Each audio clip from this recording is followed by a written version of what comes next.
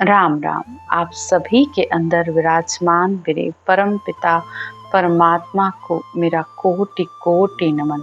हमारा सतगुरु सुखराम जी महाराज के ग्रंथ में निरपक्ष का ज्ञान का अंग चल रहा है। निरपक्ष यानी बिना पक्षपात के रहित के ज्ञान, सत्य ज्ञान, केवल ज्ञान, तत्व ज्ञान, जिसमें सब आत्माओं का कल्याण है, किसी एक का नहीं कि वो जो लोग पंथ से जुड़े हैं बस उसी का कल्याण नहीं, सकल सृष्टि की आत्माओं का कल्याण जिस ज्ञान में हो वो ज्ञान केवली भगवंतों के पास होता है।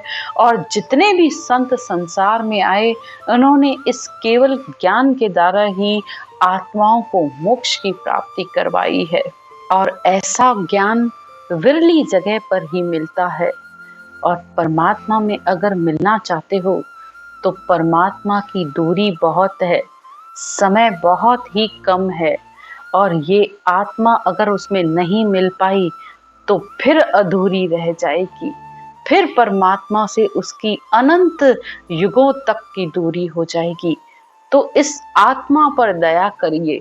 दया बाहर नहीं चाहिए होती है, अगर दया करनी है तो सबसे पहले अपनी इस आत्मा पर दया कीजिए कि इस आत्मा का कल्याण किस ज्ञान से हो सकता है, कैसे इस आत्मा को मोक्ष की प्राप्ति हो सकती है।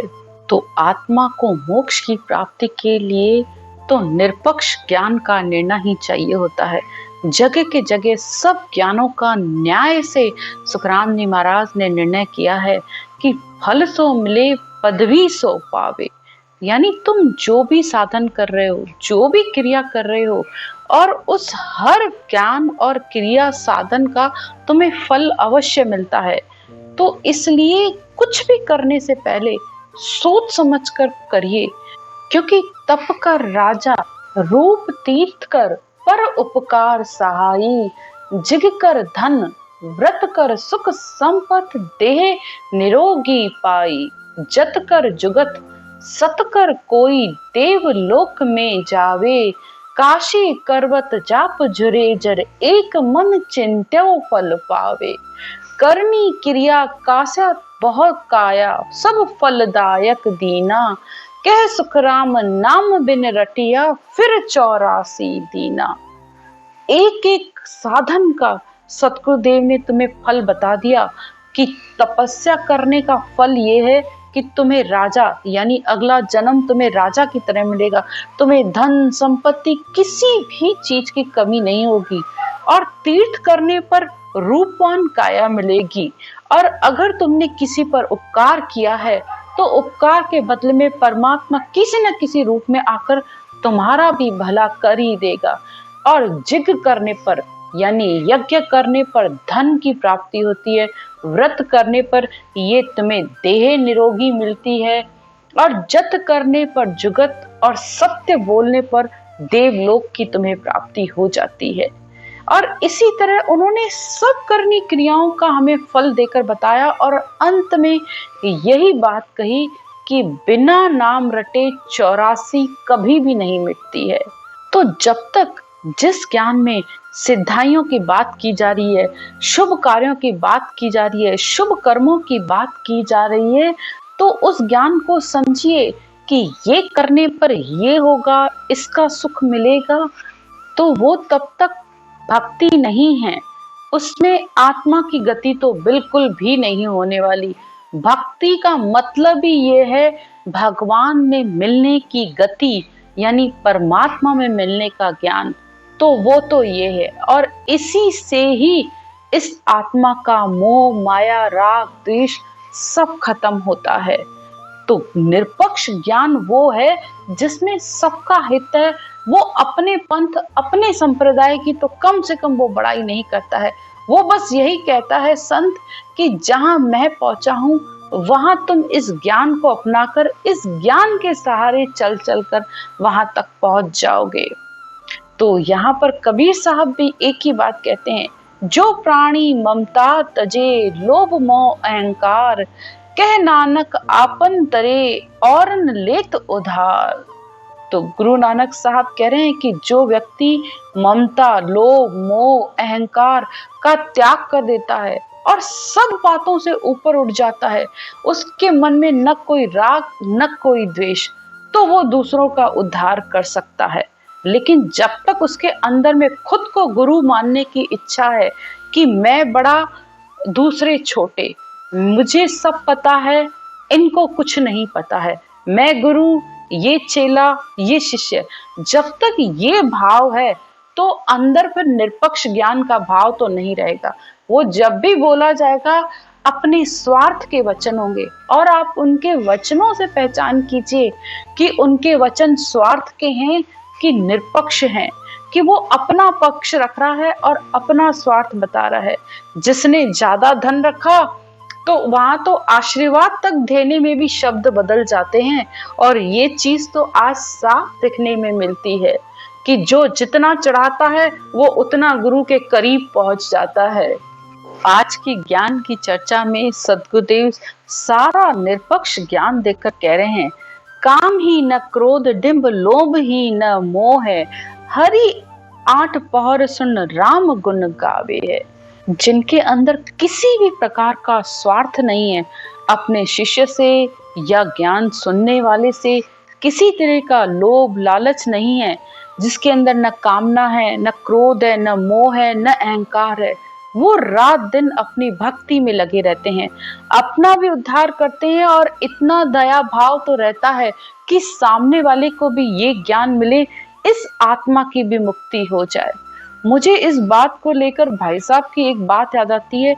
मैं जगदीश भाई साहब को हमेशा एक बात कहते, रोज सुनती हूँ, लगभग वो रोज कहते हैं कि बस मात्र एक 10 मिनट, मात्र मुझे एक 10 मिनट दे दीजिए तो इस आत्मा का उद्धार हो जाए, कम से कम इस आत्मा को मनुष्य योनि तो प्राप्त हो जाए।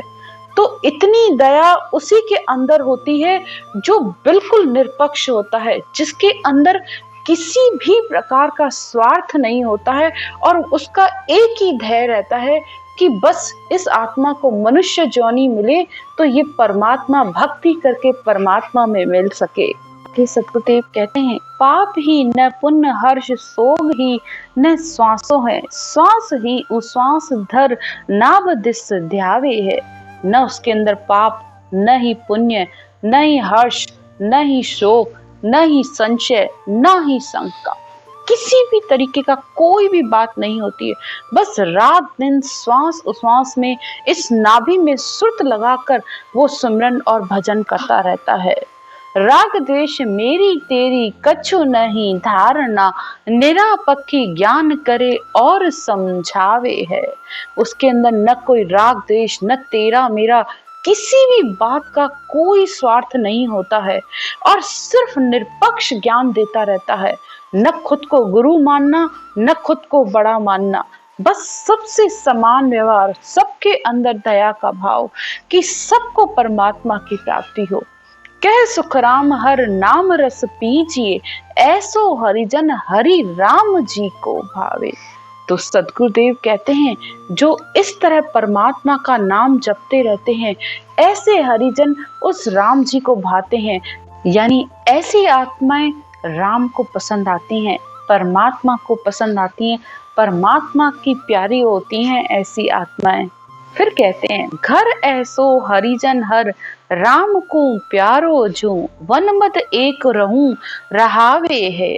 अब ऐसा हरिजन, ऐसा राम जी का भक्त, अब चाहे घर में रहे, ग्रस्त में रहे या वन में रहे, उसके लिए सब जगह बराबर है।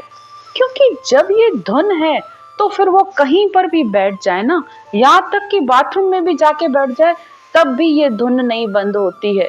जो लोग, बहुत से लोग ऐसे सवाल करते हैं कि हमें कितनी देर भजन करना चाहिए, कितनी देर सुमरन करना चाहिए, तो ये बात उनके लिए भी कह रही हूँ कि भाई परमात्मा की बंदगी का, परमात्मा का नाम लेने का कोई समय नहीं होता है। वो धुन तो अखंड हर समय इस सिर के ऊपर बज रही है, उस परमात्मा की धुन। क्या वो समय देखकर बजती है क्या? नहीं नहीं, तुम्हारे पलक झपकने में भी देर है, वो हर समय हाजिर है। तुम कहते हो कि मैं 1 घंटा बैठ के याद करूं, उसे 2 घंटा, हाँ, नियम होना चाहिए, अच्छी बात है। ब्रह्म मुहूर्त में आप सुमिरन करते हो, ये भी बहुत अच्छी बात है, क्योंकि रात के 12 से लेकर सुबह 6 बजे तक कहते हैं सुखमणा चलती है, यानी सुखमणा में भजन होता है, क्योंकि उस समय प्रकृति शांत होती है, घर का वातावरण भी शांत होता है, सब कुछ शांत होता है। तो वो धुन इतनी जोर से बजती है कि आप लेटे लेटे भी सुमिरन करते रहोगे ना, तब भी वो सुनाई देती रहती है। तो कौन सा नियम, कौन सा बंधन? परमात्मा की भक्ति में कोई नियम, कोई बंधन नहीं होता है। वो तो तुम जब उसे याद करते हो वो हाजिर हो जाता है। हाजिर सू हाजिर खड़ा, जब देखे तब तैयार। तुम्हारी देखने की देर है, तुम्हारी पलक झपकाने की देर है, इतनी पलक झपकाना भी बहुत ज्यादा देर है। वो तो हाजिर खड़ा है, और तुम पूछते हो कि मैं कितनी देर बैठूं। जब ये आ जाएगी ना, तो कोई बंधन, कोई नियम रहता ही नहीं है। बस प्रेम में हर समय तुम उस परमात्मा के प्रेम में डूबते रहो और इस धुन का आनंद लेते रहो। संसार के सब कार्य करो, कुछ भी छोड़ने की जरूरत नहीं है। सब जो कुछ भी इस सृष्टि में बना है, परमात्मा ने तुम्हारे लिए बनाया है। खुश रहो, मस्त होकर इस भक्ति को करते रहो और इस संसार का भी आनंद लेते रहो। क्योंकि सद्गुरुदेव एक ही बात कहते हैं, कह सुखराम देह के ताई, करो सकल विद कारण नाही। यानी इस शरीर की जो जरूरतें हैं उसको पूरा करो ना। भक्ति मार्ग के लिए, तुम्हें मोक्ष में जाने के लिए किसी भी करनी, किसी भी क्रिया, किसी भी कर्म को छोड़ने की जरूरत ही नहीं है। बल्कि वो तो बार बार एक ही बात कहते हैं कि भाई, ग्रस्त में परमात्मा ने तुम्हें भेजा है, फिर तुम्हें भक्ति भी दी है, तो ग्रस्त के सारे व्यवहार निभाओ। जो तुम्हारे साथ तुम्हें मिले ना, वो तुम्हें कुछ लेने और कुछ देने आए हैं। तो सब कुछ करते हुए, अपने कर्तव्य कर्म, दैनिक कर्म निभाते हुए मस्त होकर परमात्मा की भक्ति करो। जो भी तुम्हें समय मिले, जब भी तुम फ्री हो, बैठ जाओ। यहाँ तक कि बाथरूम में भी बैठ के करोगे ना, तब भी मनाही नहीं है, क्योंकि राम नाम महामंत्र है। इसमें कोई छोट लगती ही नहीं है कि ये जगह अच्छी नहीं है, कि ये जगह खराब है, कि मैंने नहाया नहीं है या मैंने कुछ नहीं किया है। कुछ मत सोचो, कुछ सोचने की जरूरत ही नहीं है। नींद में से उठते हो ना, उसी पलंग पर बैठे बैठे इस परमात्मा का नाम ले लो। पैर भी फिर जमीन से बाद में नीचे रखो, तो वो पूरा दिन तुम्हें याद रहेगा। ना कोई साधन, ना कोई आसन, ना कोई क्रिया, ना कोई करनी। बस जहाँ हो, जिस अवस्था में हो, बैठ जाओ अब अपने राम जी की सेवा में। यानी रात दिन इस सुमिरन को कर चलते फिरते करते रहो। वास न उपवास भूल आन नहीं पूजबो, वेद न कुरान जग सुख नहीं गावे है। ऐसे भक्त के लिए के अंदर न कोई ममता, न कोई इच्छा, न कोई कामना, कुछ बचता ही नहीं है। यहाँ तक कि उसके सारे भरम मिट जाते हैं। जब ये शब्द आता है ना, तो वो उसकी सारे भरमों को तोड़ देता है। और सबसे ज्यादा शरीर की, यानी जो शरीरधारी को सिर्फ पूछता रहता है ना, तो उसको तो ये बात ज्यादा समझने की जरूरत है कि भाई, शरीरधारी से नहीं, उस ज्ञान से प्रेम करो। जितना जितना तुम ज्ञान से प्रेम करते जाओगे, उतना उतना तुम्हारी भक्ति में बढ़ोतरी होती जाएगी, उतना उतना तुम परमात्मा के निकट पहुंचते जाओगे। क्योंकि ज्ञान ही गुरु है। ज्ञान ग्रंथ सांभ लो, बस इस ज्ञान को संभाल लो। इस ज्ञान को खाने की अपने अंदर ताकत पैदा करो। क्योंकि देसी घी जैसे हर किसी को हजम नहीं होता है ना, तो ये शुद्ध ज्ञान है। इस शुद्ध ज्ञान को खाने के लिए भी पेट में उतनी पचाने की भी ताकत होनी चाहिए। तो इस ज्ञान को पकड़ लो। क्योंकि सद्गुरुदेव एक ही बात कहते हैं, गुरा सारी सरवर अवर न कोई, तीन लोक फिर देखा है लोई, गुरा सारी सरवर अवर न कोई। गुरा यानी यहाँ ज्ञान को कहा गया है कि मैंने तीन लोकों में फिर कर देख लिया। श्रुत दृष्टि से, दिव्य दृष्टि से सारा संसार मैंने देख लिया।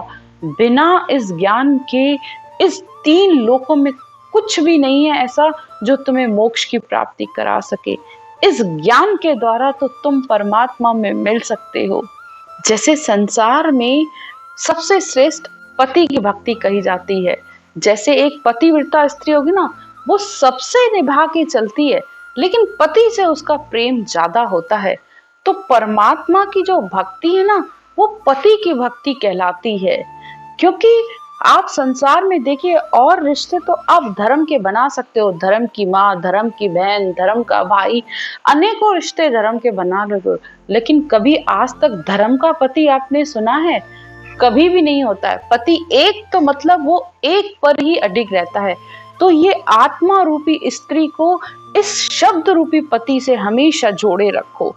जब ये शब्द रूपी पति तुम्हारे साथ रहेगा ना, तो ये आत्मा कभी भी नहीं भटकेगी। निश्चित तौर पर वो आत्मा मोक्ष की प्राप्ति करेगी, वो आत्मा परमात्मा में मिलकर एक होगी। आगे सतगुरुदेव कहते हैं, तीन त्रिलोक सुर देव नहीं धारणा, परा पैल ब्रह्म सो जू प्रीत सो लगाई है।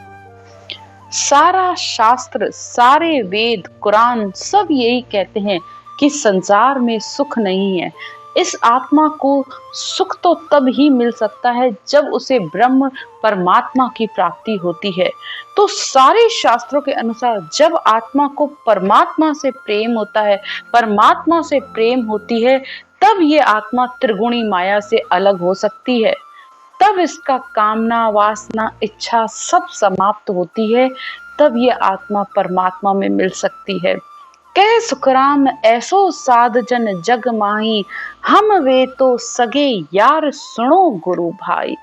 अब सतगुरुदेव अंत में देखिए क्या कह रहे हैं कि ऐसा साध जो निरपक्ष होकर भक्ति कर रहा है, जिसके अंदर किसी भी बात का पक्षपात नहीं है, अंदर कोई स्वार्थ नहीं है, कोई राग, कोई द्वेष, कुछ भी नहीं है, रात दिन बस इस परमात्मा के नाम को लेकर मस्त रह रहा है, तो वो मेरा सगे यार की तरह है, वो मेरा गुरु भाई है। तो सतगुरुदेव कैसे शब्द यूज कर रहे हैं आप देखिए। वो भी हर भक्ति करने वाली आत्मा जो परमात्मा में मिलना चाहती है, जिसके अंदर अनंत प्रेम है, तो वो उसको अपने बराबर कह रहे हैं। और फिर यहाँ तक भी कह रहे हैं, सुन सुन मेरो ज्ञान रे, आजो रे मम देश। यानी इस ज्ञान को सुनकर, धारण करके तुम मेरे देश में आ जाना, यानी जहां मैं पहुंचा हूं वहीं तुम आ जाना, फिर हम दोनों एक ही देश के वासी बनेंगे। तो ये है निरपक्षता, ये है निरपक्ष ज्ञान। इति श्री निरपक्ष अंग संपूर्ण। राम राम।